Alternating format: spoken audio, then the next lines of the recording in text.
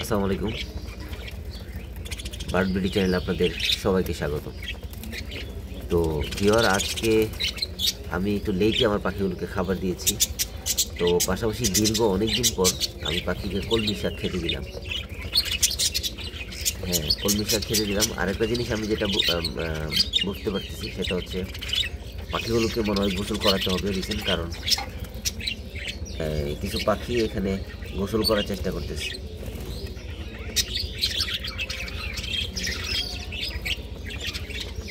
আমি ভিউয়ার এখন চেষ্টা করব এগুলোকে একটু পানি দিয়ে গোসল করানোর জন্য,